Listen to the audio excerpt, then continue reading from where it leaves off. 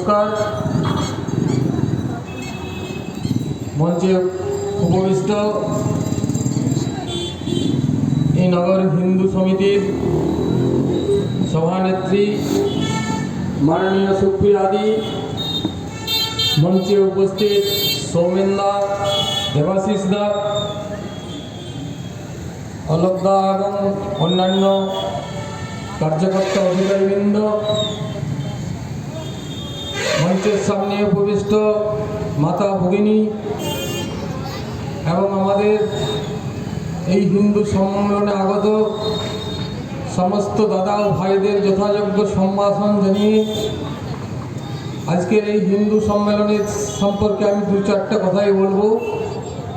সামান্য বক্তব্য আমার আছে, পরবর্তী বক্তা অনেক আছে যারা আপনাদের সামনে অমূল্য বক্তব্য রাখবে। এই হিন্দু সম্মেলন কি এবং তার জন্যে কী আমরা বলছি সেটা উনি পরিষ্কার করে ওনারা বলবেন। আজকে এই